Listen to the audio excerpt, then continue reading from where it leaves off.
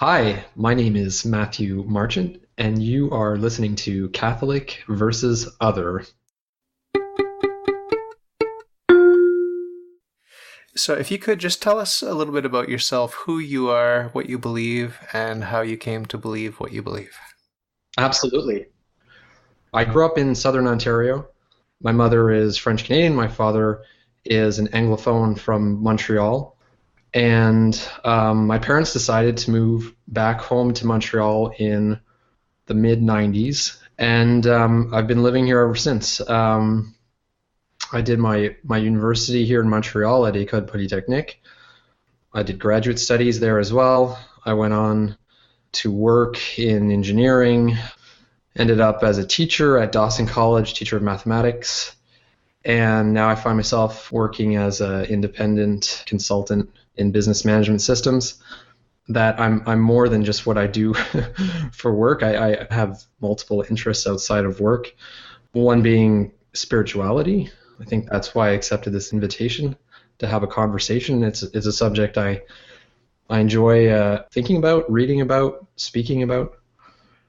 I'm also very interested in music, and that's something that I invest a fair amount of time in. Not to mention Tai Chi, which is something that I've gotten into, let go of for whatever reason, then recently got back into, and something that kind of supports, I guess, a spiritual dimension in my life. Before we unpack some of that, can you just talk about your childhood and maybe the influence that your parents had on your worldview in terms of philosophy, religion, spirituality, and all that sort of thing, if you would please? So my dad, as you know, has a very strong faith and spirituality, and it's something that he introduced to us when we were growing up, and we would every Sunday go to church when I was growing up, and I have memories of going to Anglican churches, but mainly to Catholic churches. As you know, my dad made the decision to convert to Catholicism to be able to follow the same religion that my mother is in. My father also was someone who was quite musical, and I have vivid memories of driving into Toronto from Oakville and going to see the Toronto Symphony Orchestra with my dad, and sometimes I would even bring a friend along, and those were great memories.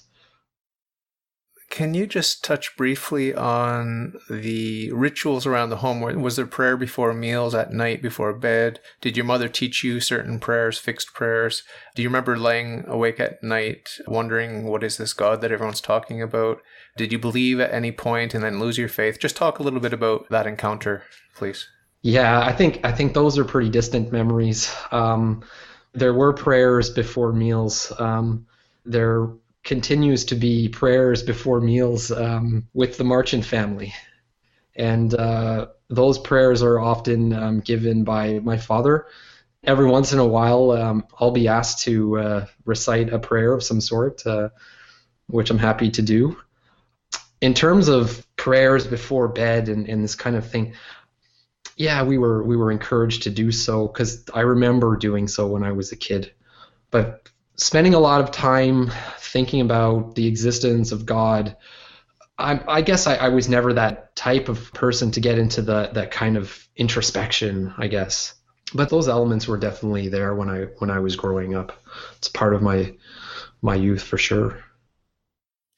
Was there a time where you explicitly labeled yourself an atheist or an agnostic? Mm.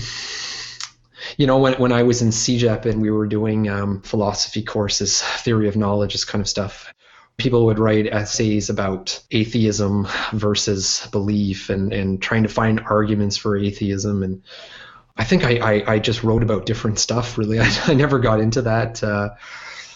I never got into labeling myself as an atheist or strictly a believer. The New Age spirituality will talk about the force of the universe and this kind of stuff. And for me, it's like a life force that's there, that exists, and I certainly believe in that. But I don't want to attach it to a specific term or a specific person or something. Name me three principles that guide your thoughts, words, and deeds every day? What comes to mind is honesty. I think it's close to just being honorable about things too. Like you sense, hey, there's something important here I got to do. You got to do it. So I think that's something really important. The other one is responsibility and reliability too.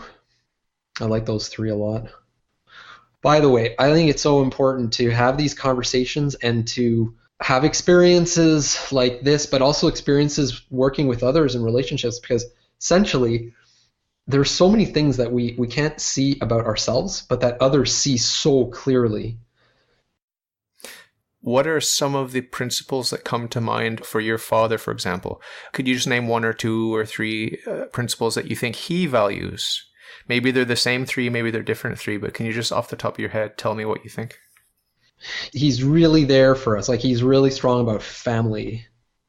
He's giving back a lot to the community. He does a lot of volunteer work. So yeah, I mean, he's a strong believer in Jesus, and Jesus being like an important life force and thing to live by. That's clear, and something that came out very clearly in your interview with him. Mm. What keywords and values and principles come to mind for your mother? My mom's like unconditional acceptance and love of her children. She's someone that loves to have a good time. Okay? So my father and I we're all like, we got to work and take care of the house and be responsible, all this. My mom's like more light, and she likes to have a good time. She likes to have fun. So she has that nice lightness that I could probably learn from. You mentioned the word spirituality. You mentioned that early in the interview. I'm going to play a little game with you here to expose some of the deeper spiritual longings that you have. It's kind of like the genie with the three wishes, but instead of a genie, it's God Almighty. So what kinds of things would you ask for? There's moments where I'm like really, really in touch with myself and this beauty that exists. I really wish to have those experiences more and more, and connecting with others on this level, whether it be through music or meditation or Tai Chi, just continuing along those lines. If God is what he claims to be, or what people claim that he claims to be, and he's omnipotent and you can tap into that and get everything that you want forever, it seems like it would be a pretty exciting thing to start learning about. So let's say you had a relative that you didn't know existed, but he came to Canada to visit, and he's like staying in the apartment across the street from where you live. He's super rich and he wants to share his wealth with you, his wealth of knowledge, his wealth of experience, and his wealth in terms of material wealth, money and everything else. So would you walk across the street to meet this rich relative? I think that's very beautiful. That's very metaphorical, crossing the street. But there's a leap of faith and a letting go to go there. And am I willing to do it? I'm definitely willing to do it. Do I have an idea about how to go about it? I have some ideas. So I'm definitely looking for that. I think everyone is. What are some of the questions about your father's faith that you could ask me, you could be more comfortable asking me than you would a family member? Is there anything that comes to mind for you? I think a challenge that's come to mind recently is if we take a religious institution like the Catholic faith. I mean, how do we live with the institution while remaining connected with the faith? We've seen how it works and often how it does not work and doesn't make sense. How do you deal with that? And what are perhaps your thoughts on that a little bit? The analogy I like to use is marriage, and that's the analogy that's used in the Old and New Testaments in the Bible. From Genesis to Revelation, it's all throughout. We are the bride of Christ. So the analogy I like to use is like when I fell in love with a woman, a real concrete individual woman on planet Earth. She smells, she's stupid, she's ugly, but there's the other side of the coin. She smells beautiful, she looks beautiful, she's smart. Is this a contradiction, or is it just a paradox? A paradox being an apparent contradiction, but there is no contradiction. You are beautiful and ugly. I am beautiful and ugly. You are stupid and smart. I am stupid and smart. It's not a genuine contradiction. It's the complexity of the situation with a human being. So it's the same thing with the church. The church is beautiful. The church is ugly. The church is smart. The church is dumb. The church is holy and the church is unholy. Now, we need to make the distinction between the holy parts, which can stand before God, and the unholy parts, which cannot stand before God. So there's a cleansing, obviously, that is going to have to take place. This sanctification process that takes place even here on earth. But for those who die in a state of grace, but aren't completely pure, there is a purification in purgatory where they get rid of all the unholy and all the ugly parts and all the stupid parts, and then they're ready to stand before God in heaven. So this is a very, very simple image that we can have because we know what relationships are. It's not only about making distinctions, although that's important.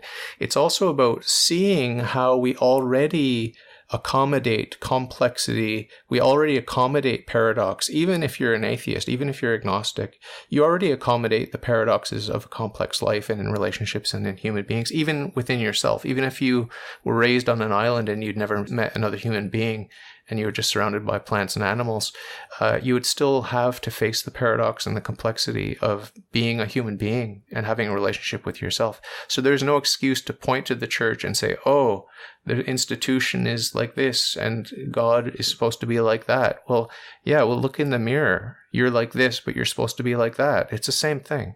So, that's how I would answer in very general terms about the institutional side versus the faith. But there's another expression which comes to mind, which I think you might find amusing, which is that religion is the crutch that we fall on when we lack faith. So there's this sort of idea that there's a religiosity that we can fall into. We can go to the ritual, we can go to mass, we can participate externally, just like the Pharisees did in the time of Jesus. We can participate externally. But if you don't have faith, then it's just an empty vessel. It may be clean and white on the outside, but inside it's rotten and hollow. So built into that is sort of diagnostic about why there's a sexual scandal in the church. It's because a lot of people saw the priesthood like a career path, or maybe a way to mask their homosexuality, or maybe a way to mask even their pedophilia. I don't think that's a very common disorder, but that's one possibility, that there's a certain infiltration of people that don't necessarily have the calling. They don't necessarily believe what they're supposed to believe. They don't necessarily have faith. They only have religion. They only have the outward participation. So if we don't fill that religion or fill that institution with faith, there are really, really dramatic and horrible consequences to be paid for generations. And we see that. I think we see that. So what I'm getting is that in spite of the vicissitudes, you remain attached to the church. And does it feed your faith? Do you see it as an important aspect of your faith? Oh yeah, the church and Christ are one. So the church will wobble or topple when Christ wobbles, or when Christ topples, but Christ cannot wobble, he cannot topple.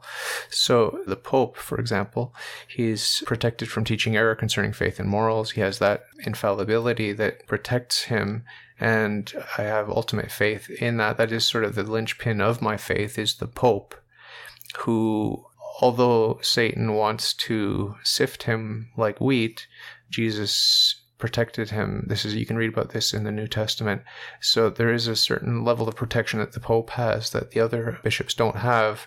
So this puts the Pope in a very privileged position, although he's free to sin, but he's still protected from teaching error concerning faith and morals. So I put a lot of emphasis on the Pope and the papacy and all the bishops that are faithful, that teach in union with the Pope. There's that sort of backbone and that sort of skeleton of the real, true, beautiful, good, institutional, hierarchical church. And then there's all kinds of flesh being torn away from it, just like on Jesus Christ when he was being scourged at the pillar, or when his flesh was being ripped off. And, it's the same sort of thing that's happening to him now in the church. His body is being torn apart. And when you see that ragged purple flesh hanging off of the body of Christ, the church, and you see bishops and priests that have betrayed Jesus Christ. This is the ragged wounds, and all of the scandal reinforces my faith in the church. All of the scandal reinforces the true teachings of the church. I have lots of people on social media who are mocking and ridiculing the church and pedophilia, making jokes about altar boys being raped by priests and this sort of thing. And I don't know if they really think it's funny or if their joke is meant to be a barb for me. But I always just ask them what the church teaches about rape, what the church teaches about pedophilia, what the church teaches about child abuse, what the church teaches about abuse or evil of any kind. And they grow silent pretty quickly because either they know what the church teaches and it's clear, or they're completely ignorant about what the church teaches and they're not interested in knowing. So everything strengthens my faith in the church. But what would it take, do you think, for you to shift your emphasis where you start emphasizing God and the church and these sorts of questions in terms of investigating? What would it take to sort of shift your emphasis in that way? When you mention God, I think it's close to what I believe in, what I'm in touch with to begin with. I really think the biggest obstacle is ourselves. We have habits that we need to learn to get rid of, right? We're fearful. We take things personally. We're lazy. All this stuff just pulls us away, and we have to just take them one at a time and just get rid of them. How old are you now? 41. Do you consider yourself a middle-aged man?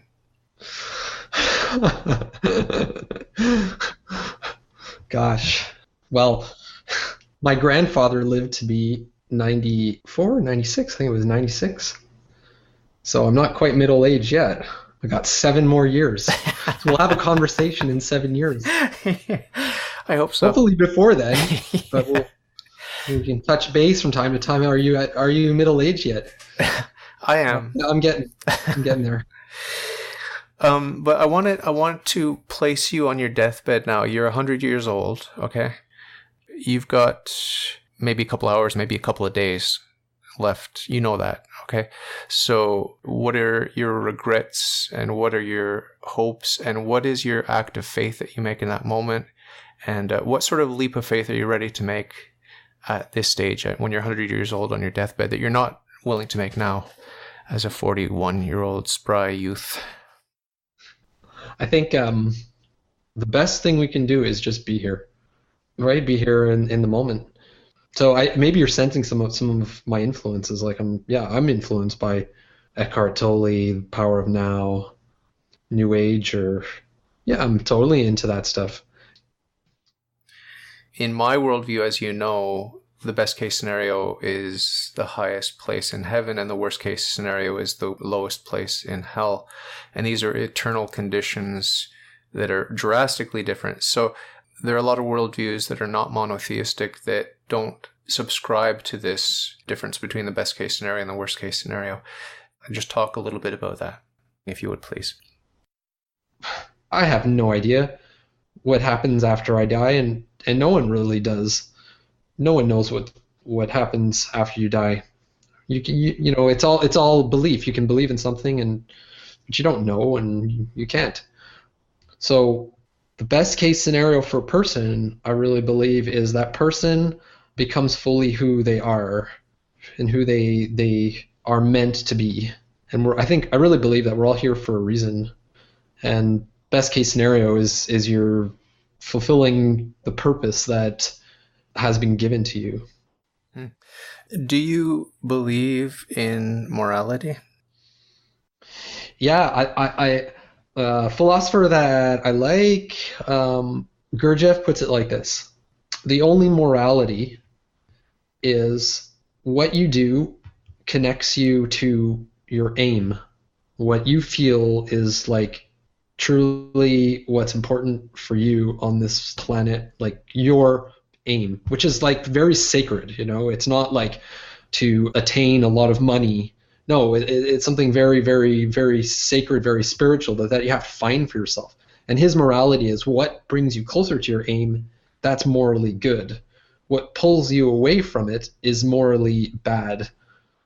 Let's imagine two extreme cases. One person was moral and so fulfilled themselves during this life, and the other one always failed, either through ill will or through weakness or whatever the case may be. Okay, so these are two extreme cases.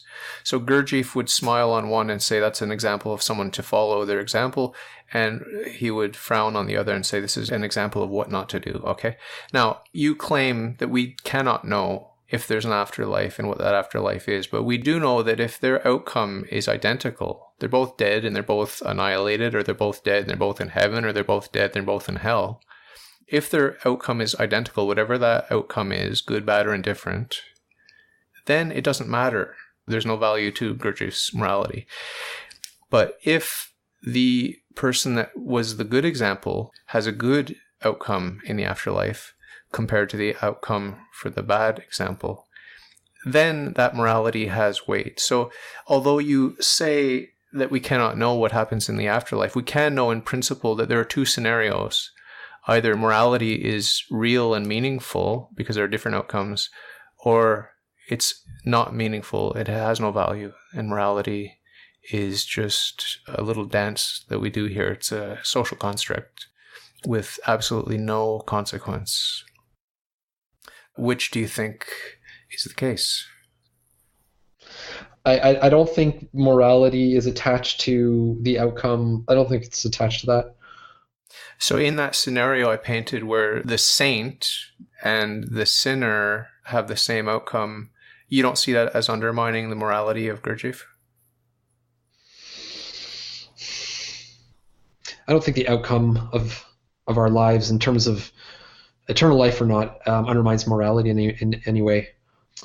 Gurdjieff talks about the possibility of attaining eternal life, and for him it's like you've attained like the highest possible level of development for a person. You've developed a permanent and eternal soul.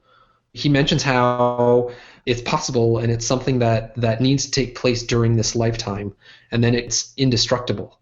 And hence why people following that movement would work very hard on themselves to develop this indestructible inner self or soul.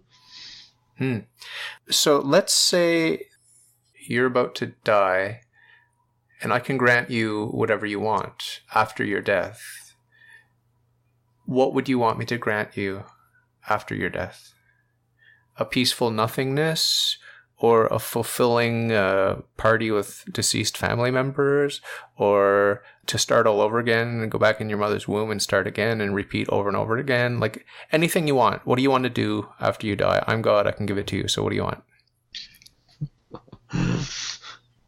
This is an interesting question.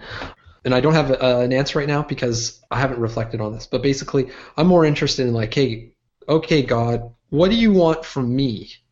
What do you want me to give back? Do you know what the first commandment is? The primary responsibility we have, the primary thing we have to fulfill to be fulfilled human beings, is to know God and to love Him and to serve Him. I mean, it's just, are we talking about the same thing, really? What is this God thing? I don't think it's a person. Do you think that you are a person? What is the source of your personhood? Is it your mother and father? And what is the source of their personhood? Is it their parents and grandparents and so on and so forth back to the beginning? What is the source of personhood? Is it a bunch of molecules that randomly came together? Or is there a person who is unconditional and independent and autonomous and sovereign and infinite in every perfection? I mean, there is absolutely no way of justifying your personhood without looking at that. Yeah, I agree on the possibility of there being an omnipresent force there guiding us. We need to have an experience of this. It's not something really worth talking about. We need to find the religious experience. Yeah. Do you have a definition for sin, and if so, do you consider yourself a sinner? Well, I come back to my ideas on doing things that pull us away from our aim, what we think is most important for us. Am I sometimes a sinner in this respect. I mean, of course, I can't claim to always be 100% in touch with myself, and as a matter of fact, I think it's very difficult to maintain that even for a few moments. But so yeah, I mean, I think we all are. Any honest person will probably agree to that. So at the end of my interviews, I always just ask my guests to give a little closing thought, something positive, something uplifting for the listener. And there are all kinds of people with all kinds of different worldviews, and a lot of them are sad and depressed and lonely and isolated and just alienated from their fellow man. So just to wrap things up, what could you say to anyone that might be out there listening now? I really think there's hope. I really believe this is something that exists in the world for everyone. Sometimes it feels like it might be far away, but I really think that it's something that's there and that we can connect with. You've got, I mean, you simply have to get out there and find people that you connect with, and do so in a creative way. I mean, if it's not music, perhaps it's painting for you, or it's meditation, or Tai Chi, or it's just going hiking. I mean, just get out there with other people and connect, and you'll connect with that. Believe me.